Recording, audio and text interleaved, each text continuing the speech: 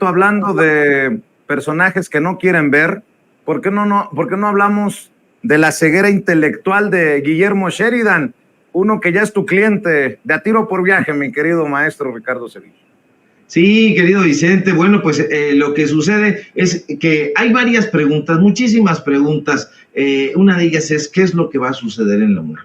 Porque uno se pregunta, ¿hasta dónde van a llegar los abusos, los excesos, los atropellos, las corruptelas? ¿Hasta dónde? Burócratas nefastos que se expresan de una académica compañera de ellos llamándola pinche vieja culera. Y un rector balín, un rector falso que lo tolera, que no lo sanciona y que ha recibido, por cierto, toda suerte de doctorados honoris causa, pero que cursó deficientemente una licenciatura y que no fue capaz de obtener un auténtico grado de doctor. No es doctor, es doctor de feria. La gestión de Enrique Graue definitivamente ha sido vergonzante, usted lo sabe. Durante su funesta rectoría, los escándalos han entenebrecido a la UNAM. Los escándalos no paran, están por todos lados, en cada instituto, en cada preparatoria, en cada facultad, en cada CCH, en cada rincón de los recintos universitarios. Y también está en el Comité de Ética de la UNAM. El virus de la corrupción ha infectado las entrañas de la máxima casa de estudio y nos duele muchísimo porque nosotros estuvimos ahí estudiando, siendo pujantes y nadie en la rectoría hasta este momento ha dicho nada de la cantidad, del listado enorme de señalamientos que se han hecho en términos periodísticos. No que los haya dicho yo, no que los haya dicho Sósimo, no que los haya dicho Nancy Flores y las personas que hemos estado revelando. Lo que ayer sucedió, por ejemplo, en el diario 24 Horas. Ya esta revelación de que María de Jesús Medina Arellano, quien se presume integrante del Comité de Ética de la UNAM, plagió. En este momento, la sala de prensa de la UNAM no ha dicho nada, un bledo. Pero el comité dice tener en sus principales objetivos sancionar las conductas que violen el código de ética. Y una pregunta nos taladra, Vicente, ¿cómo demonios podrían explicar que hay una plagiaria entre ellos? Pero esa pregunta no taladra la cabeza de Guillermo Sheridan, que esta persona en sus redes sociales ande muy campantemente anunciando diplomados sobre ética e integridad y además diplomados internacionales, nos parece una burla.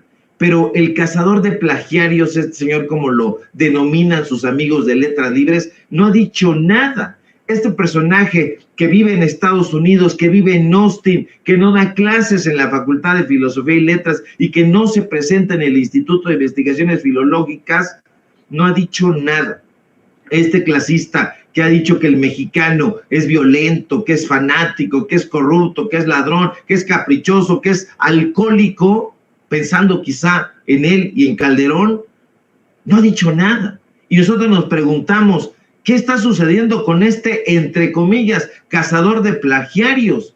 Tiene la vista cansada, tiene la vista brutalmente atrofiada. Eso nos hace pensar que Guillermo Sheridan en realidad es un miope que tiene la visión reducida, un sujeto que padece ceguera intelectual, que sufre daltonismo parcial y aunque todo lo tiene en la cara, pues resulta que no lo ve, no lo quiere ver, lo ignora. Y yo me pregunto, ¿qué afección habrá impedido que este sujeto aviador de la UNAM, palafrenero de Enrique Krause, no haya visto los plagios que tiene en las narices? Catarata intelectual, glaucoma neoliberal, ¿qué es lo que estará sufriendo este personaje? Pero también me pregunto, Vicente, ¿en qué momento la comunidad universitaria dejó que el cinismo y el neoliberalismo de la mano se colaran en la UNAM? ¿En qué momento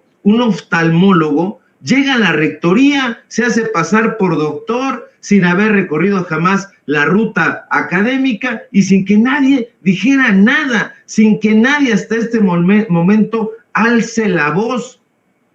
¿Cómo podríamos pedirle entonces a Enrique Graue, que es un doctor de opereta, que se ocupe de sancionar el plagio de Xóchitl Gálvez, por ejemplo, o que sancione el mentado plagio del Comité de Ética que ha aparecido. Uno esperaría que tras la revelación de estos plagios, de estos robos, de estos hurtos, la UNAM ofreciera una respuesta enérgica que incluyera sanciones ejemplares, pero esa abulia, esa displicencia nos deja pensando, y nos deja pensando mucho. Y yo únicamente veo dos posibilidades, Vicente: o que la campaña contra Yasmín Esquivel era una vendetta personal de Enrique Graue contra ella, o peor aún, que esos embates contra la ministra era una acción concertada para descarrilar su ruta a presidir la Suprema Corte de Justicia de la Nación. Yo lo veo de esa manera y me parece sumamente preocupante, porque eso quiere decir que esta miopía intelectual está a modo, está pagada. No vemos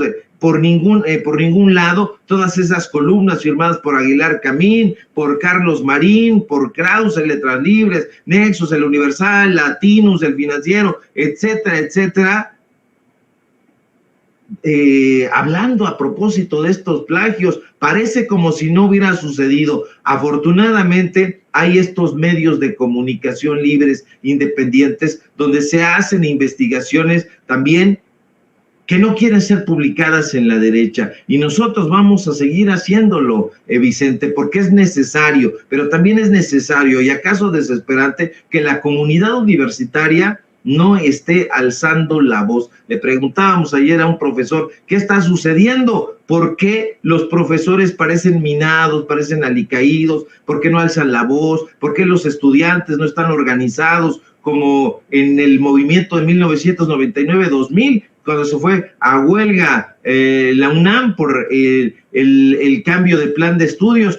Hoy parece otra universidad. ¿Acaso habrá operado muy bien el virus, la infección del neoliberalismo? Lamentablemente tengo la impresión de que sí. Por cierto, hablas de